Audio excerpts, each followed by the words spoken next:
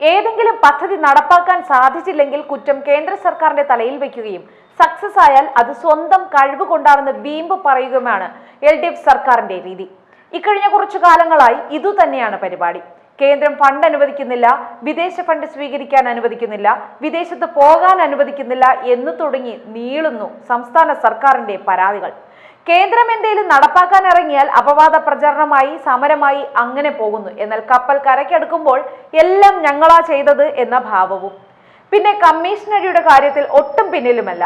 ഇപ്പോൾ Kochi smart city പദ്ധതിയുടെ ഭാഗമായി കുടിവെള്ള പദ്ധതിക്ക് വേണ്ടി അനുവദിച്ച 752 കോടിയുടെ കേന്ദ്ര പദ്ധതി കൊച്ചിക്ക് ആവശ്യമില്ലെന്നറിയിച്ച് സ്വയം പിന്മാറുകയാണ്. പകരം അധിക തുകയ്ക്ക് വിദേശ കമ്പനിക്ക് കരാർ നൽകി. ADB വായ്പയുടെ മറവിൽ എസ്റ്റിമേറ്റ് തുകയുടെ 21% അധിക തുകയ്ക്ക് വിദേശ കമ്പനിയായ സോയൂസ് പ്രോജക്ട് പ്രൈവറ്റ് ലിമിറ്റഡിനാണ് കരാർ നൽകിയത്. കൊച്ചി കുടിവെള്ള പദ്ധതിയുടെ പേരിൽ ADBയിൽ നിന്ന് 2511 കോടിയുടെ വായ്പയാണ് സംസ്ഥാന സർക്കാർ എടുക്കുന്നത്. വായ്പ എടുക്കുന്നതിന് സംസ്ഥാനതല എംപവേർഡ് കമ്മിറ്റി അനുമതിയും നൽകി. കേന്ദ്ര സർക്കാർ നൽകുന്ന പദ്ധതിയിൽ കരാർ പണികളുടെ ഓരോ ഘട്ടത്തിലും വ്യക്തമായ പരിശോധനയുണ്ടാകും. ഇതനുസരിച്ചായിരിക്കും അടുത്ത ഘട്ടത്തിലേക്ക് തുക അനുവദിക്കുന്നത്. ADB വായ്പയിലാണെങ്കിൽ പരിശോധന കൂടാതെ തുക ലഭിക്കും.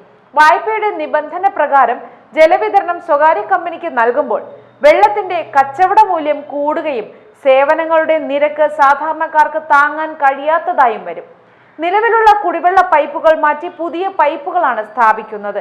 ഇതോടെ വിലയിലും പൊതുവിതരണത്തിലും ഉപഭോക്താക്കൾ ഇരട്ടി തുകയും നൽകേണ്ടതായി വരും. കൊച്ചിയിലെ ജലനഷ്ടം 51%ആണുള്ളത്.